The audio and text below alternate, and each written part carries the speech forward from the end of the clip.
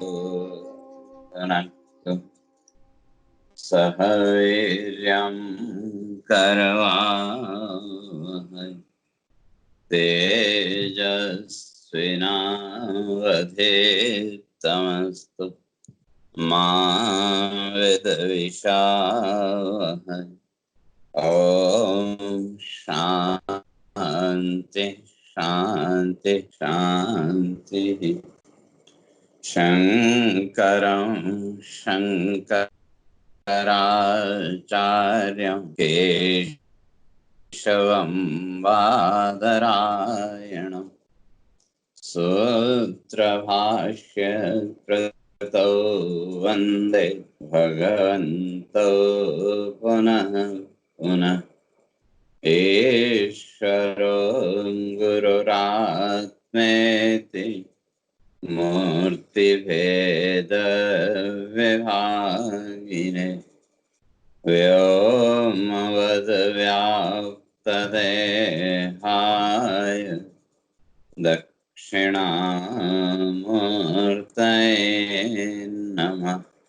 ॐ शान्ति शान्ति शान्ति।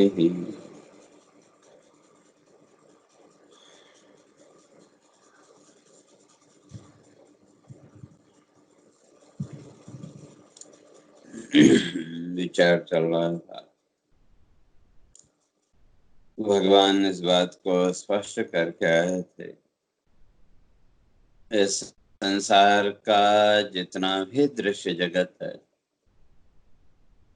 ये सारा का सारा दृश्य जगत दिखने वाला, ये केवल थोड़ी देर का है।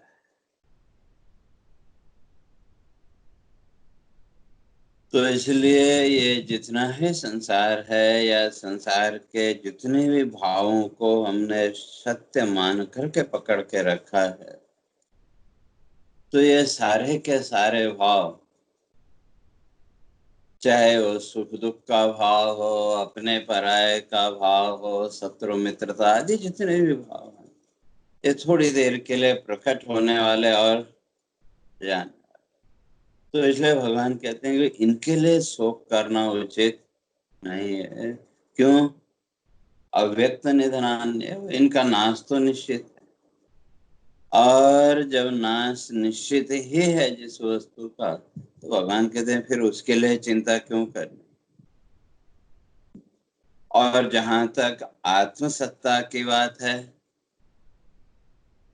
वो इससे एकदम, इसलिए उसके लिए स्पष्ट करके आए थे, आश्चर्यवत पश्यति कश्चिदेन, कोई एक आश्चर्यवत पश्यति, आश्चर्य की तरह देखता है। तो अर्थात कहने का तात्पर्य ये कि जिस दिन साधक को स्वयं की सत्ता का बोध होगा, तो उस दिन उसके मन के अंदर एक आश्चर्य का भाव, एक विस्मय का भाव प्रकट होगा। और जहां तक आश्चर्य की हम बात करें, तो उसका अर्थ आहचर्य, मुंह से आह निकलना। आजकल इंग्लिश में एक नया शब्द चला ना, वाओ, और आश्चर्य। तो आश्चर्य हमको कब होता है? जब हमको हमारी कल्पना के बाहर की कोई अनुभूति हो। क्योंकि मनुष्य का स्वभाव है, हम जहाँ कहीं भी जाते हैं, जो कुछ भी वस्तु हमारे सामने है, उसकी कोई न कोई कल्पना, कोई न कोई उसका एक चित्र हम अपने मस्तिष्क में बना के रखते हैं। और जब वो हमारा जो एक काल्पनिक चित्र है, चाहे वो कोई वस्तु हो, चाहे व्यक्ति हो या कोई स्थान, हमारी उस कल्पना से बाहर की जब हमको अनुभूति होती है, तो वहां हमारे वो आश्चर्य रूपता विस्मय। तो कहने का तात्पर्य ये कि जो आत्मस्वरूपता का जो बोध है वो व्यक्ति की तरह तरह की इन कल्पनाओं से एकदम अलग है, एकदम भिन्न है। क्योंकि अभी तक तो हमने स्वयं की कल्पना में उस आत्म सत्ता को भी कहीं न कहीं किसी न किसी रूप के साथ बांध रखा है। जैसे ही आत्मा शब्द को हमने सुना, उस आत्मा शब्द को सुनते ही एक मन के अंदर रूप की कल्पना हमारी जागृत हो जाती। क्यों? उसका कारण जैसे मैंने कल भी कहा था कि हम अपनी दृष्टि को ये नाम रूपात्मक जो संसार है, नाम रूपात्मक जो जगत है, इससे ऊपर उठा ही नहीं पाए। लेकिन जो साधक है, जो वास्तव में उस आत्म साधना में प्रवृत्त है, जब उसको सत्ता का बोध होगा तो उसके अंदर वो एक आश्चर्य का भाव, अर्थात उसकी सारी मान्यताएं एक क्षण में निवृत्त हो जाएंगी। क्योंकि ये संसार का जितना भी जीवन है, चाहे इसको हम सांसारिक जीवन कहें या भौतिक जीवन कहें, ये भौतिक जीवन तो हमारी मान्यताओं पर टिका हुआ है और तरह तरह की मान्यताओं को हमने पकड़ के रखा है। लेकिन आज तक किसी भी मान्यता में स्वयं को बांध पाए क्या? कोई भी किसी भी मान्यता में आज तक अपने को बांध नहीं पाया। लेकिन मनुष्य की कोशिश वही है कि उन मान्यताओं में ही अपने को बांधे रखे। और जब वो मान्यताएं, जब वो हमारे बिलीफ्स टूटते हैं तो हमको और दुख होता है। तो इसलिए यहाँ आश्चर्यवत कहने का तात्पर्य है कि वो जिस जिस मान्यताओं के साथ हमने स्वयं को या ईश्वर को, आत्मा को जिन मान्यताओं के साथ बांध के रखा है, तो जिस क्षण उसका साक्षात्कार हुआ, जिसका क्षण उसका बोध हुआ, उस क्षण में वो सारी हमारी मान्यताएं, हमारी सारी कल्पनाएं समाप्त हो जाएंगी और उस आत्म सत्ता का वर्णन, उसका कथन आश्चर्यवद वदति तथैव चान्यः। तो जो तत्ववेत्ता है, वो तत्ववेत्ता जब उसका वर्णन करेगा तो वो भी क्या होगा? वो भी आश्चर्य रूप ही हो।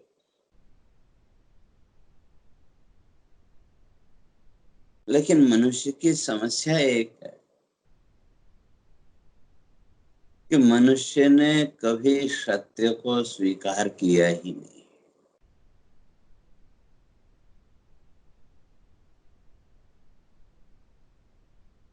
जितने भी मनुष्य इस संसार में, चाहे वो आप हो, मैं हो, दूसरे जितने भी हैं, हम सत्य नहीं जानते ऐसा नहीं, सत्य के बारे में हमको पता नहीं है ऐसा नहीं है। हम जानते हैं, हमको पता है, लेकिन उस सत्य को हम स्वीकार करने के लिए तैयार नहीं।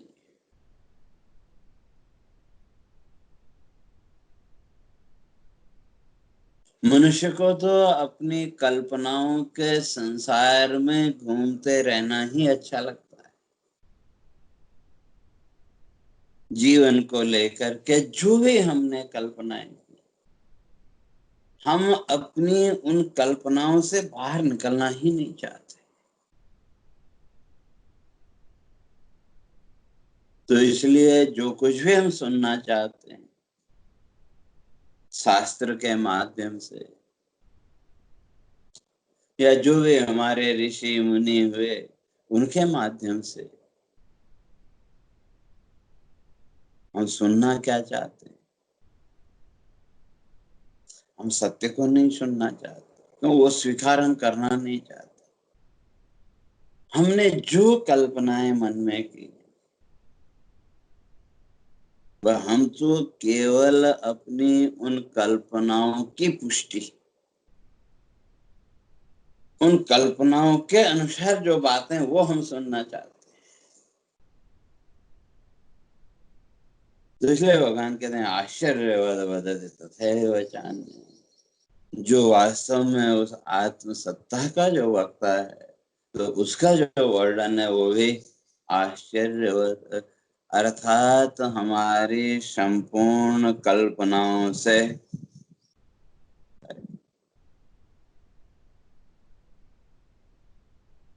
जो भी हमने कल्पनाएं की हैं, उन सारी कल्पनाओं से ऊपर है।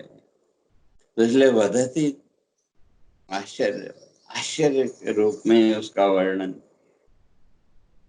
अर्थात हमारी जो इंद्रिय वृत्ति या हमारी मन बुद्धि की जो कल्पनाएं हैं, उन कल्पनाओं से परे उसका वर्णन।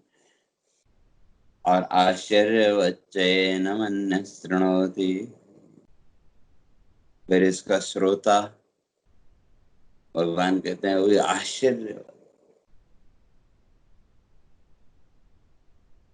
वो आश्चर्य, क्योंकि जब वो ईश्वर भाव या मोक्ष का भाव जब चित्त में दृढ़ हुआ, अब कितना हम दृढ़ कर पाए वो हमारे ऊपर। तो फिर संसार की बातों में, संसार की चर्चा में मन नहीं लगेगा, तो फिर क्या सुनना चाहेगा? निरंतर वही आत्मचर्चा। इसलिए कहते हैं आश्चर्यवच्चैन मन्यः शृणोति। तो अब उस तत्व का बोध प्राप्त होने के लिए, उस तत्व बोध तक पहुंचने के लिए भगवान कहते हैं कि वैसा फिर योग के अधिकारी भी होना चाहिए, नहीं तो क्या होगा? श्रुत्वाप्येनं वेद न चैव कश्चित्, सुनने पर भी इसको जानना बहुत मुश्किल है। सुन तो लिया, आत्मा अजर अमर है, अविनाशी है, नित्य है, इत्यादि शब्द हमने कितनी बार सुने, गुरु मुख से भी सुने, वक्ताओं के मुख से भी सुने, शास्त्र आदि का हमने चिंतन किया, शास्त्र आदि का अध्ययन किया, तो वहां से भी ये सब बातें हमने सुनी। लेकिन उस आत्मा को जान कितना पाए, उस आत्म सत्ता को कितना जाना, या यूं कहें कि हमने उस आत्म सत्ता को जानने के लिए कितना प्रयास किया।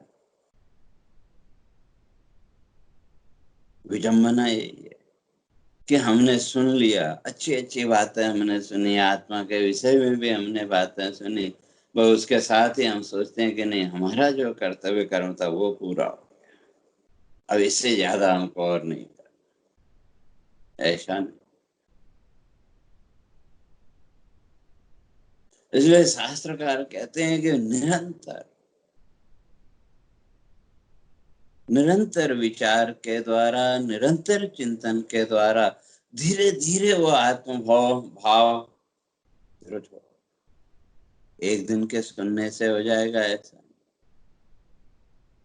लेकिन सुनने के लिए भी उसकी ग्राहकता,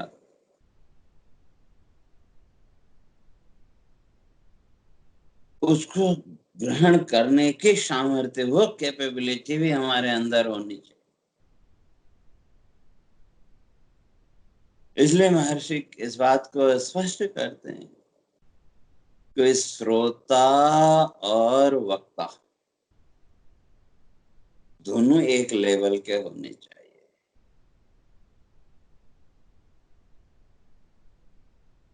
तभी बात आपकी समझ में आएगी।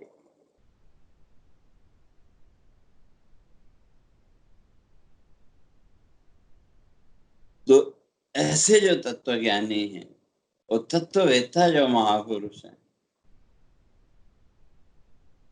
उनसे आप सुनेंगे तो लेकिन उसके लिए पहले अगर उस आत्म सत्ता तक पहुंचना है तो उसके लिए हमारे ऋषि, हमारे शास्त्र इस बात को स्पष्ट करते हैं कि परीक्ष लोकान कर्मचितान।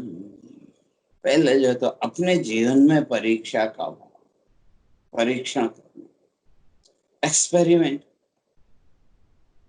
एग्जामिन करना। तो किसकी परीक्षा करनी है? लोकान, इन सारे संसार में जितने भी लोगों की चर्चा है। और वैसे हमारे शास्त्रों के अनुसार 14 भुवन कहें या 14 लोक, वो भी, लेकिन वास्तव में लोक का अर्थ शरीर। क्यों किसी भी लोक की आप बात करें,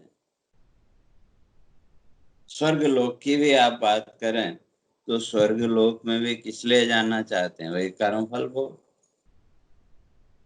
और उस कर्म फल का भोग भोगने के लिए एक शरीर तो हमको चाहिए, चाहे वो शरीर मनुष्य का हो चाहे पशु पक्षी हो। इसलिए लोक का अर्थ शरीर। इसलिए महर्षि कहते हैं परीक्ष लोक। इन शरीरों की परीक्षा करो, जितने भी शरीर इस संसार में हैं, ये सब किसके आधार पर मिले? कर्म के आधार पर। और ये जो कर्म बंधन है, ये कर्म बंधन तो जीवन में जन्म और मृत्यु, इन दोनों के अतिरिक्त और कुछ नहीं। और इस कर्म बंधन से अगर ऊपर उठना चाहते हैं, और जब आप परीक्षा करेंगे, जब इसका विश्लेषण करेंगे, जब एनालाइज करेंगे, अभी तक तो क्या है, हमने शास्त्रों से सुना वे संसार कर्म फल है या सुख दुख जो भी है हमारा कर्म फल है, मान तो लिया, लेकिन हमने उसकी परीक्षा नहीं। इसलिए महर्षि कहते हैं अगर जीवन में ऊपर उठना है, उस आत्म भाव की ओर अगर आगे बढ़ना है, तो उसके लिए पहले परीक्षा लोकान, इस शरीरों की या लोक की अगर बात करें तो जो जो लोग स्वर्ग आदि लोग, इन सब की परीक्षा करो। और जब परीक्षा करेंगे तो निष्कर्ष एक, ये जितने भी लोग हैं, जितने भी शरीर हैं, या संसार का जितना भी ये सुख दुख वैभव है, ये सब नाशवान है। और जिस दिन ये बोध हो गया, तो इस दिन भौतिक जगत के साथ, इस संसार के साथ जो हमारे मन के अंदर एक आसक्ति का भाव, वो आसक्ति का भाव धीरे धीरे कम होगा। उसके स्थान पर वैराग्य का भाव, और वो वैराग्य का भाव जीवन में आत्मचिंतन की रुचि को दृढ़ करेगा धीरे धीरे। और जब वो वैराग्य का भाव आ जाए, तो श्रुति कहती है तो तद विज्ञानार्थम स गुरुमेवा विगच्छे, फिर उसको जानने के लिए, उसको समझने के लिए गुरु में भावी गच्छे, गुरु की शरण में जाए।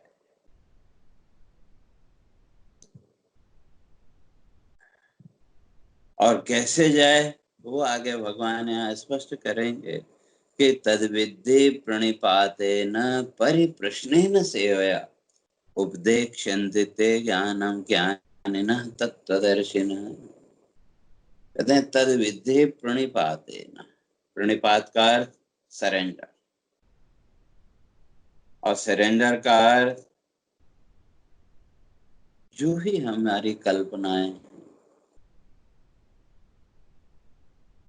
जिन बिलीव्स को हमने पकड़ के रखा, जिन मान्यताओं को हम पकड़े बैठे हैं, उन मान्यताओं को पीछे छोड़ना। क्यों? उसके बिना शास्त्र समझ में नहीं आएगा। तो इसलिए भगवान कहते हैं कि जब भी गुरु की शरण में जाओ, जब भी शास्त्र आदि का चिंतन करने बैठो, तो उस समय थोड़ी देर के लिए अपने सारे उन पूर्वाग्रहों को, अपने उन सारी बिलीफ्स, सारी मान्यताओं को थोड़ी देर के लिए एक तरफ, तद्विद्धि प्रणिपातेन।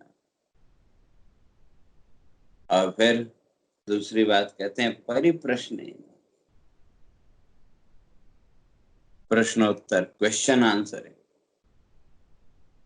तो कोई मन में सवाल उठता है तो लेकिन प्रक्रिया वही कि श्रवण के समय श्रवण, और फिर जब वो जो पूर्वाग्रह है एकदम से तो निकलेंगे नहीं,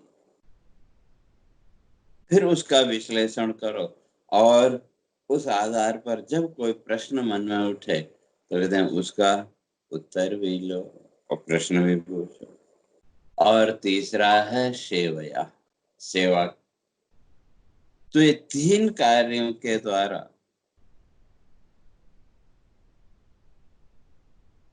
क्या कह रहे, जो साधक है, भगवान कहते हैं वो गुरु शरणागति स्वीकार करे, तब उपदेक्षन्ति ते ज्ञानम ज्ञानिनः तत्त्वदर्शिनः, वो जो तत्ववेत्ता महापुरुष हैं तब जाकर के उसका उपदेश करे।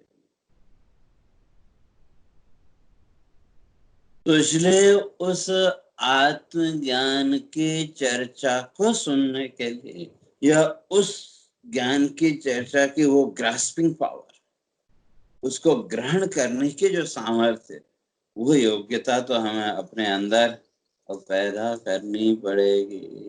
और जो तत्ववेत्ता महापुरुष हैं वो एक क्षण में ज्ञान का उपदेश दे देंगे ऐसा नहीं। उसके लिए हमारे शास्त्रकार स्पष्ट करते हैं, कहते हैं वो जो तत्ववेत्ता महापुरुष है वो परीक्षा तो लेंगे। और कैसे? तो शिष्य की परीक्षा के 4 विधियां हमारे ऋषियों ने बताई। जैसे सोना है, सोने के शुद्धता की जांच करनी हो तो उसकी 4 परिपाटी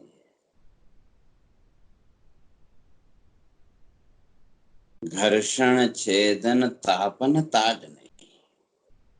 एक कहते हैं कसौटी का पत्थर, कहते हैं वो सुनार उसको घिसता है तो उसको सोने की जो क्वालिटी है उसका पता लग जाता है। या उसको जला दिया, या उसको किसी चीज से टोका, या उसको तोड़ा, तो ये 4 तरीके। तो इसी तरह से कहते हैं कि जो तत्ववेत्ता महापुरुष है वो भी उस तत्व ज्ञान का उपदेश देने से पहले परीक्षा तो लेंगे। तो परीक्षा की विधि क्या होगी? तो वहां भी कहा उसी तरह से 4 विधियां, श्रुतेन शीलेन कुलेन कर्मणा। तो श्रुतेन अर्थात वो जो शिष्य है, जो वे उसने श्रुतियों का, शास्त्रों का कितना विचार किया, कितना चिंतन किया, और शास्त्रों को कितना वो समझता है। और दूसरा शीलेन, शीलकार आचरण, कोड ऑफ कंडक्ट, वो जो शास्त्रों को समझा सुना पढ़ा, तो फिर उन शास्त्रों के अनुसार कितना उसने अपने जीवन को ढालने की कोशिश। केवल ये नहीं कि वे शास्त्र की पंक्तियां हमने याद कर ली, शास्त्रार्थ की प्रक्रिया भी हमको पता लगे, लेकिन अगर उस ज्ञान को अपने जीवन में नहीं उतार पाए तो उसका कोई औचित्य नहीं है। इसलिए महर्षि कहते हैं श्रुतेन शीलेन, पहले श्रुति शास्त्रों का विचार, और दूसरा शीलेन उसको अपने जीवन में उतारना, और फिर तीसरा कुलेन, और चौथा कर्मणा, कुलेन कर्मणा। कुल। और ये कुल यहाँ पवित्रता आदि उसको लेके नहीं, बल्कि वो जो पवित्र संस्कार हैं, वो जो ज्ञान के संस्कार हैं।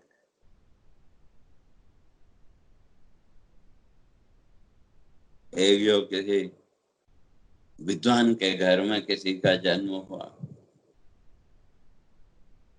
तो कहीं न कहीं वो ज्ञान के संस्कार तो उसके जीवन में आएंगे कि नहीं।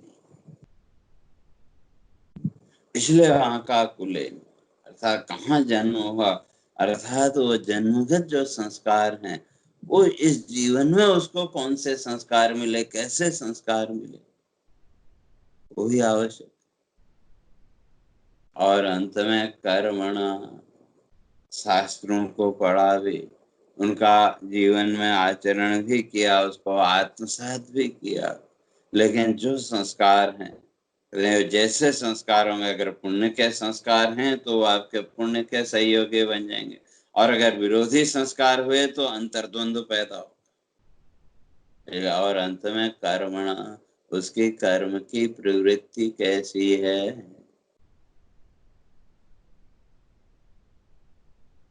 फल की अपेक्षा है या फल की अपेक्षा से मुक्त होकर के वो साधक कर्म कर रहा है। तो इसलिए महर्षि कहते हैं कि ये 4 तरीके हैं परीक्षा। और गुरु और शिष्य की योग्यता, तो इन 4 प्रकार की परीक्षाओं के द्वारा जो तत्ववेत्ता महापुरुष हैं, कहते हैं वो शिष्य की परीक्षा लेंगे, और फिर उस आधार पर वहां जिसको उसको कौन सा ज्ञान किस तरह से दिया जाए, तो उसका परीक्षण निश्चय वो करें। जैसे आप अपने बच्चों को भी जीवन के अनुभव के आधार पर शिक्षा देते हैं कि, तो उसके लिए भी तो आप परीक्षा करते हैं कि नहीं। कब कौन सी बात उस बच्चे को बतानी चाहिए। बच्चा छोटा सा है, 5-6 साल का, तो उसको आप कोई गूढ़ बातें नहीं बताएंगे, उसी के लेवल की बातें आप उसको बताएंगे, या उसी के लेवल में जाकर के उसको आप समझाने की कोशिश करते हैं, तो बच्चा समझ जाता है। तो इसी तरह से जो तत्ववेत्ता महापुरुष हैं, कहते हैं वो भी उस तत्व का उपदेश, उस तत्व का ज्ञान तो परीक्षा लेने के बाद ही वो आपको देंगे। तो इस तरह से वो जो आत्म सत्ता है, उस आत्म रूप का दर्शन, उस आत्म भाव का साक्षात्कार, वो तो आश्चर्य रूप। बहुत से लोग हमको मिलते हैं, नहीं हमने तो आत्मा का दर्शन कर।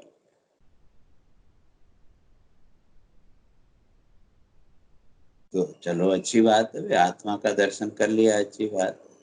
लेकिन अभी संसार के राग द्वेष इससे तो मुक्त हो नहीं पाए, तो कौन सी आत्मा का दर्शन हुआ। केवल ये क्या है, अपना दम। ऐसे जो लोग हैं, जो दम्भी लोग हैं, उनके लिए हमारे शास्त्रकार कहते हैं कि वो आत्म स्वरूप तो उनके निकट भी नहीं हो सकता।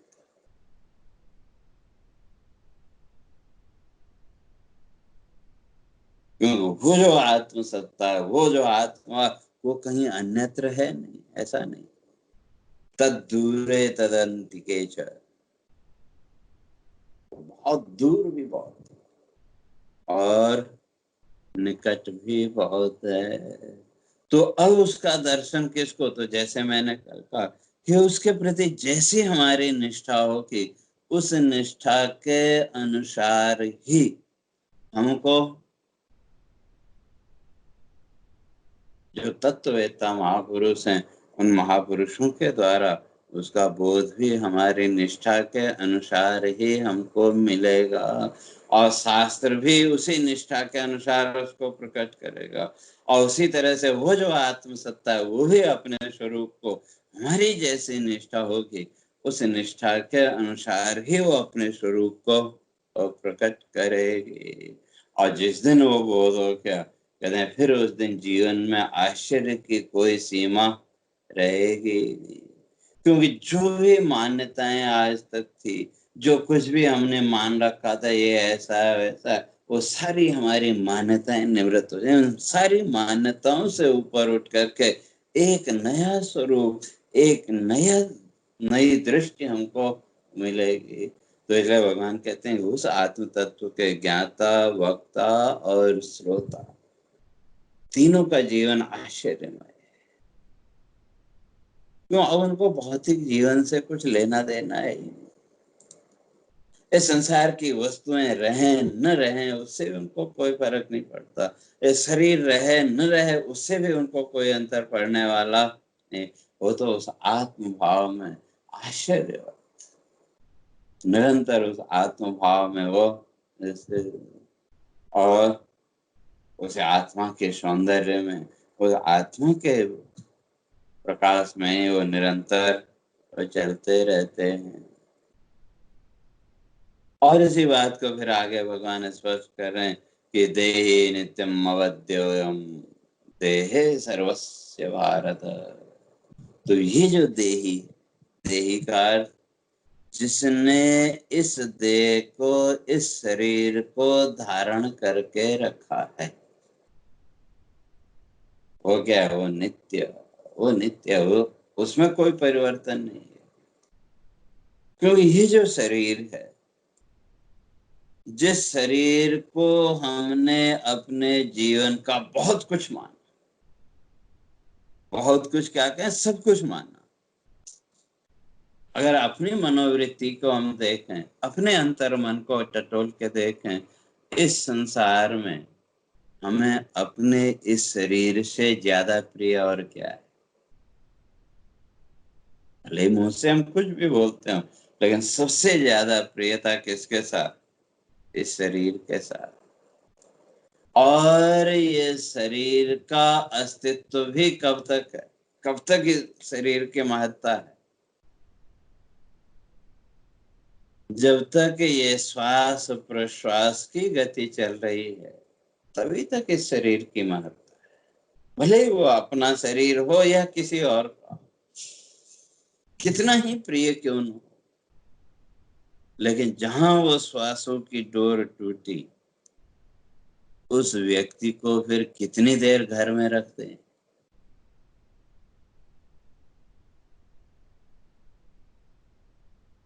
हम मजबूरी में एक आध दिन रख सकते हैं, लेकिन उससे ज्यादा रखना पड़ा तो घर में नहीं रखते। आजकल हॉस्पिटल वगैरह में जगह बनी हुई है, वहां है, उसका भाड़ा दे करके जो भी है, भाई कभी परिस्थिति ऐसी आई है, हफ्ता 10 दिन आप अंतिम संस्कार नहीं कर सकते, तो अब वो डेड बॉडी को रखना है तो उसको कहाँ ले जाके रखते? आजकल नई टेक्निक, वे आप हॉस्पिटल में ले गए, वो एक दवाई वगैरह लगाते हैं, उसके द्वारा फिर आपने उसको डीप फ्रीज करके बॉडी को रख दिया, लेकिन घर में नहीं रखते। तो क्यों नहीं रखा?